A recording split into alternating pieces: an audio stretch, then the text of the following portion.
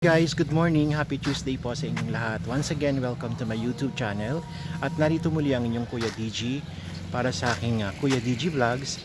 Kung bago ka pa lang sa aking channel ay please don't forget to subscribe and click the notification bell na para kayo po ay ma-notify. Click all para ma-update ko kayo sa aking mga videos regarding health, beauty, adventure, cooking, advices, and many more. Tara guys, samahan nyo ako sa aking pag-walking exercise dito sa may Carmel Housing sa may Canlubang, Laguna. Samahan nyo ang inyong Kuya DJ guys. Welcome back guys. So ito ang view ng Carmel Ray Housing. Carmel Housing, ayan. Makikita nyo guys, marami siyang puno. At hindi lang basta puno guys, malalaki ang puno. At napakatahimik guys ng lugar. Napaka safe na din para sa lahat ng mga gustong mag-walking, mag-jogging, at pwede rin biking guys. Kasi ang mga sasakyan dito guys hindi naman ganun karami. Kumbaga almost private naman ang mga vehicles dito. Kaya safe na safe kayo na mag-biking. Ayan, kita nyo po yung lugar nila, napakalinis. At manonotice natin, at kung kayo po ay nanonood ng aking mga vlog, sa mga previous vlog ko guys, ay wala pa po itong mga bakod. Kasi ang nakalagay dati dyan ay parang mga yero lang, ang mga kahoy na maliliit. So pwedeng lumiban lang yung mga nasa kabilang side. So far ang ginawa nila guys, talagang naging safety ang community ng Carmel Housing. So makikita nyo guys, ang daming puno, ang lalaki ng puno. Yan. So lalo na pag bandang hapon, yung hapon na yung pahapon, mga 4 ganyan, 4 o'clock to 5 ay napakalamig po dito, napakaliwalas. So ito yung makikita nyo guys, ay yung small chapel nila. Meron silang basketball court din at parang open field. Yan. So yan ang view ng Carmel Housing sa loob. Kaya kung kayo po ay nakatira lang nearby, gaya ko kasi ako ay nakatira dyan sa may katabi lang na subdivision, yung Asia Phase 2. So ito po yung pinakamalapit venue for my walking exercise. Marami nga guys, ngayon wala kayong nakikitang nag-walking, parang mangilan-ngilan lang kasi. Pero kasi kanina pa sila nag-walking, mga 4, 5 ganyan. So ayan, open na basketball court nila. Sa lahat ng mga bago lang sa aking YouTube channel,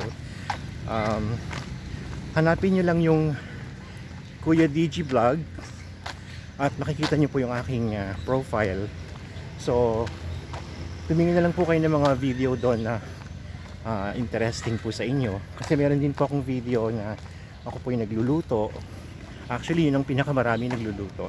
Kasi yun talaga passion ko pagluluto. Pero hindi ako nagluluto na talagang maramihan. Mga pang ano lang, pang pamilya lang. Ito po yung magandang bahay na nasa corner. Napakalinis, napakadami ng bougainvillea niya. Ayan nga, kitang-kita nyo naman yung arrangement ng bahay. Napakaganda. Yan, yung mga bakod na po. Ayan. Ayan. Napakalinis. So punta tayo bandaron guys, para punta po tayo bandaron para makita ninyo yun. Ito yung pinaka boundary kasi ng meron pa rin kasing bakante doon sa kabila, bakanting lote. So ito lang po yung sakop ng Carmel Housing. Ayan, nakita nyo may papaya at may mga bakod na po. So napakaganda ng napaka-safe ng lugar. Yung banda rin guys, ano yun, ibang lugar na yon. Ito yung Yulo Avenue. Yung kalsada kasi dito, papunta yan doon, mahaba pa yan. Darating pa kayo ng Pamintahan. So tapos yan yung sintag ng Burol. Dun sa Burol guys ay makikita nyo dun, para kasi siyang naka-elevate. Medyo maganda yung yung view niya. So far guys, ngayon kasi medyo parang madamo. Kaya personally ako kasi natatakot ako pag madamong ganyan kasi hindi maiwasan baka merong ahas, di ba? Biglang lumabas, especially kapag kapag mainit kasi lumalabas sila sa lugar na mainit, so nagpupunta sila sa malamig. Gusto kasi nila yung medyo malamig, yung medyo madilim na malamig yan. Hindi ko lang alam guys kung inayos na po nila, kung na-trim na po yung mga damo doon. Kasi so far nga guys, matataas yung damo yung pinipunta ko. At doon, diretso na rin papunta kayo ng Hornalan, meron din papunta ng Mahada In, Mahada Out. So paikot lang naman yun guys. Pero ito kasing Carmel Housing ay hindi naman siya kalakihan.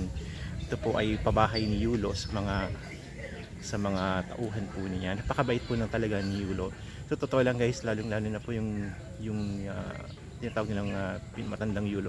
Talagang napakabait niya kasi inalagaan niya ang kanyang mga tao, yung mga nagsiserve sa kanya. At may mga kakilala rin ako guys, yung mga Almanza na nakatira po dito. Sila po yung mga veteranong staff po ng mga Yulo.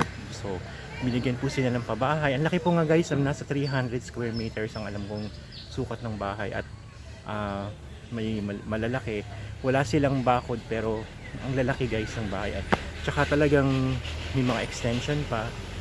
So ayan guys, medyo marami lang langgam dito. Dito man tayo. Ayan guys, kita nyo yung lugar, napakaganda, linis.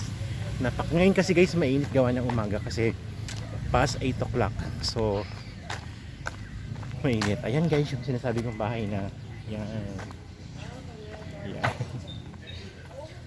Ayan guys, makikita nyo yung bahay na napakaganda, daming halaman. May caretaker kasi sila.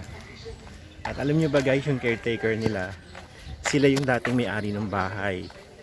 Tapos yung bumili ng bahay, sila na rin yung kinuhang caretaker. So parang hindi rin sila umalis sa bahay nila. At the same time, kasi gamay na nila yung bahay, di ba? Mas kumbaga, kung ikaw naman talaga yung nakatira doon sa bahay, nag-level up ka lang. Kumbaga, binenta mo, and then mabait kasi may-ari guys, ginawa rin silang caretaker. Siguro nga ang purpose din yun para at least alam na nila kung paano iingatan yung bahay. So guys, samahan nyo pang yung kay DJ. Welcome back guys. Ito, ayan, yung mga bata rin pala dito. Ano, yung mga naglalaro. Ayan guys, yun nyo. May daycare center din kasi sila. Ayan, daycare center nila. So ayan, yung mga bata naglalaro. Ayan, naalala ko tuloy ng kabataan ko. Hello. Ayan, mababait nila guys. Ay nako, init. Ayan, ang kanyang kuya DJ. Yung mga bata, ayan, mga taga rito sila guys.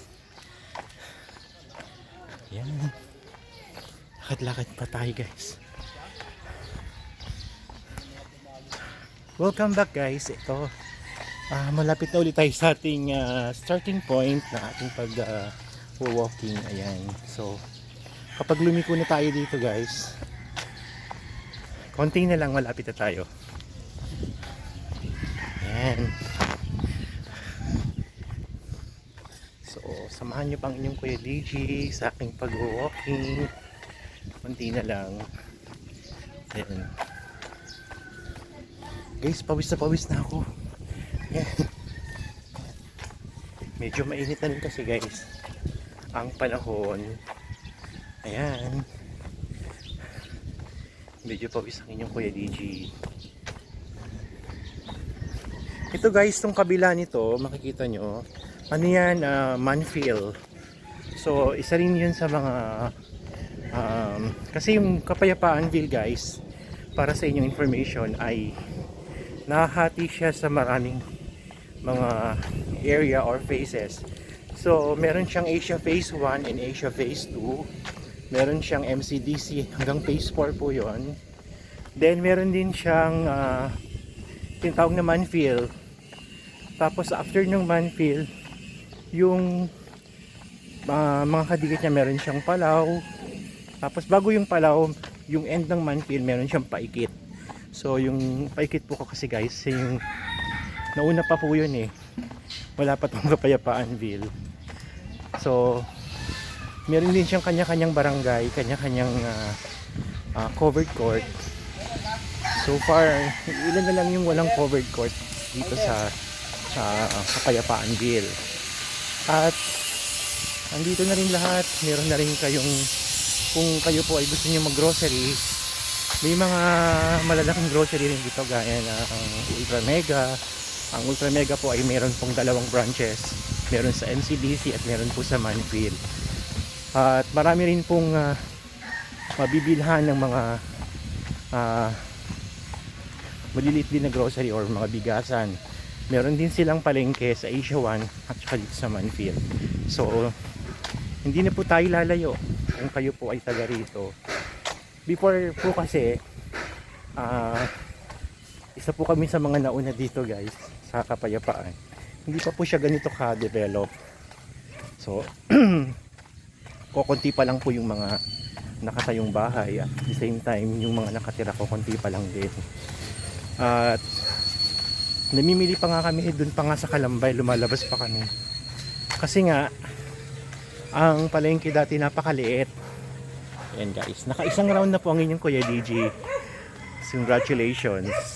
At sana ay huwag nyong kalilimutang i-like and share ang aking vlog. And subscribe na rin kayo guys sa mga hindi pa po nagsasubscribe sa aking YouTube channel. Ang pangalan ng aking YouTube channel ay Kuya DJ Vlogs. So hanapin nyo lang yung Kuya DJ Vlog.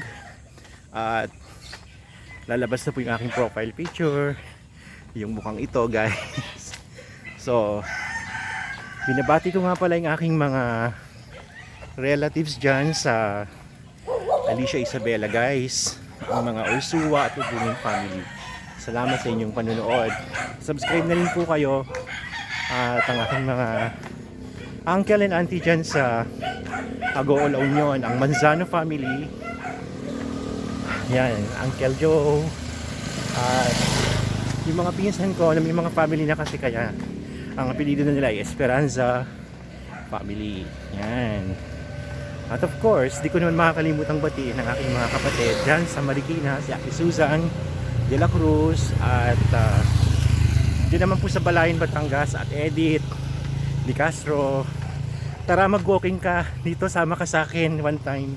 Mag-walking tayo para hindi naman ako boring, nag-isa lang ako. At least, kasing ate ko na yan yung tumulong sa akin before, kaya ako nakapunta ng Dubai. Actually kasi nasa Dubai kami dati. Nasa Dubai siya dati nung hindi pa siya nagpo-for good. Then doon kasi guys, kailangan may mabilis ka makakaalis kung may sponsor ka.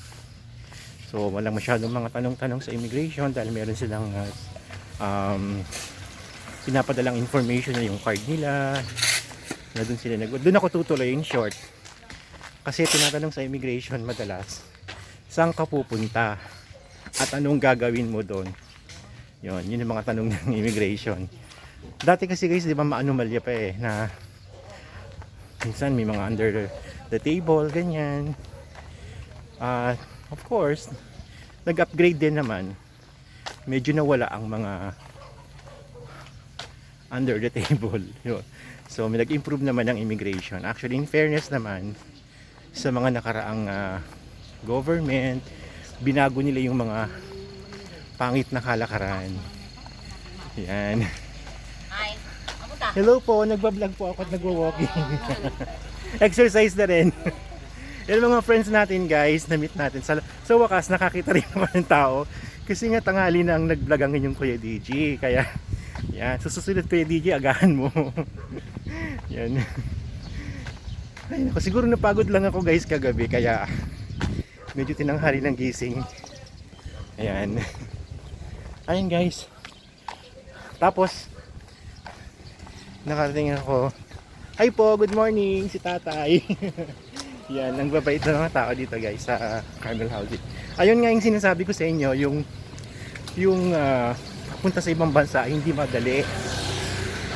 Kahit nga yung Middle East So talagang ini-screen nila kung saan ka tutuloy.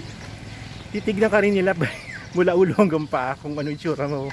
Ikaw ba ay magti-TNT doon or syempre. Pero ngayon guys, napaka ang matawag dito, medyo okay na ang sistema nila. Yon, nag-work ako doon, tourist muna ako, tapos nakahanap din ako ng work. So pansamantala doon ako tumira sa ate ko sa Sharjah. Tapos, nung may work na ako, ayan, bumukod lang yung Kuya DJ. At doon na nagsimula ang aking adventure. From 2005 hanggang 2019. Imagine nyo guys, ilang years ako nasa abroad. So far, hindi naman ako nakatulong naman ng malaki sa akin guys. Kasi nakapagtapos ang aming unika-iha at medyo nabayad-bayaran din yung mga iba-iba na yung pagkakautang, di ba? And at the same time, experience na rin guys. So, kaya sa lahat ng mga nagbabalak mag-abroad dyan, sa lahat ng mga followers ko na gusto rin mag-abroad, so pag-isipan natin guys ng napakarami. Kasi hindi biro, hindi yan Manila lang or Quiapo na uuwi ka pag ayaw mo na. So once na nandun ka na guys, since marami ka nang nagastos, nag-effort ka na rin, dami yung sakripisyo. Kasi hindi biro guys mula sa pag-physical exam hanggang sa processing ng documents, talagang napaka busisi. Sabihin natin yung term na busisi. Kasi mahigpit po ang UAE, mahigpit ang Middle East. So although walang mga show money ikagay sa US, pero talagang sinisiguro nila na legit ka na pupunta doon. Kasi naniniguro rin sila guys, nag-iingat din sila, di ba? Maski naman halimbawa sa bansa natin, bago ka magpatuloy ng mga foreigner, di ba? Ni-screen din natin saan ba ito galing, ano bang purpose nila, ba't sila dito, mag-aaral ba? Kung mag-aaral, kailangan ng mga documents, di ba? Kailangan ng proper documentation. Then may visa guys, mga 2 months. After nun, magre-renew ka ulit.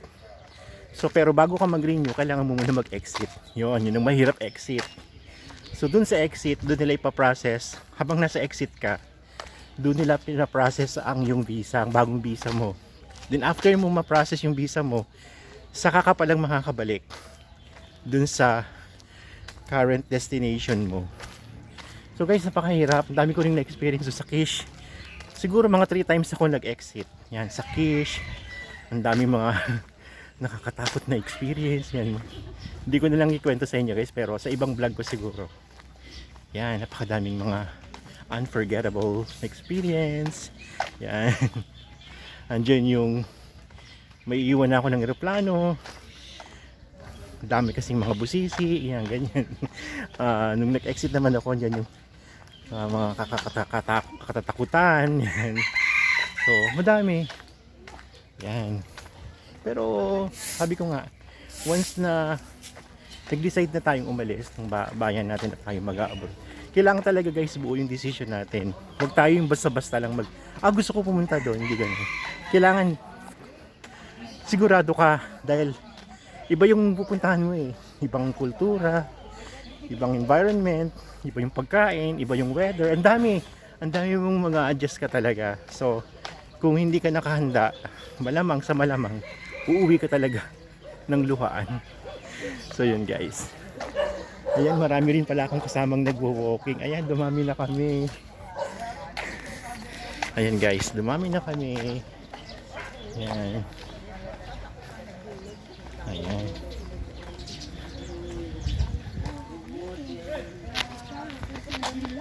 Ayan guys. Wow, tagsuntuin na guys. Oh. Ako rin nag-crave, so totoo lang, to be honest, nag-crave din. Guys, yung mga kasama ko, thank God may kasama na ako. Kasi tanghali Guys, talaga magsi-senior na rin ako. Sign na daw yon. Saan po kayo nakatira? Sa Asia 2 po, sa Diamond. Kami ay Palaw. Opo. Welcome po to my YouTube channel, ang Kuya DG Vlog. Sana po i-subscribe nyo po, Kuya DG Vlog. Hi, thank you. Ayan. Ayan guys, pagod na ako pero okay lang, go. Talagang tumatanda na siguro yon. Go lang. Bata. Oo nga. Oo nga. Ayan, salamat sa suporta guys. Salamat. Forget the eggs. Hanapin niyo lang guys sa yung Kuya DG vlog. Opo. Sana ay salamat Lord, dadami rin ang aking subscriber. Kaya yan, buti na lang talagang lumabas ako sa aking hawla. Yan. Kumbabay, Nandito kayo. every 3 times a week. Okay lang po yun. Kasi parang hindi rin kaya ng powers ko pag araw-araw na. Kasi yung work ko maano din. Housekeeping ba? Okay, oo. Pero sabi nga nila galaw-galaw. Galaw-galaw. Nang hindi.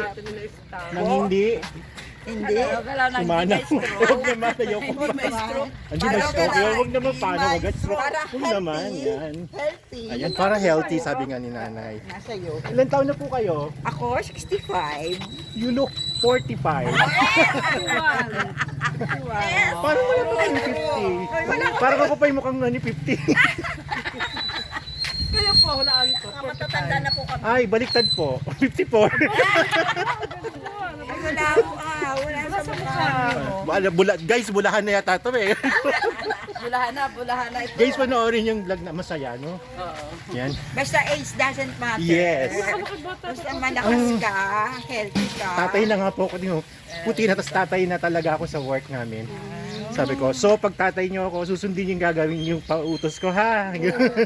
Huwag matigas ang ulo. Ayan guys. Actually, hindi ko alam yung mga pangalan nila, pero ano nga ba? Parang Ito ang yung kuya, Elmer D. I'm Annie. Yan. I'm Ning. I'm Sige po. Kit. I'm Lizelle. I'm Kit. Guys, sigurado ko dadami ng subscribers ko. Ilan sila? 1, 2, 3, 4. Oh, plus 4. Magiging 14 na. Lumay pa tayo, oh. Oo nga, oo talaga.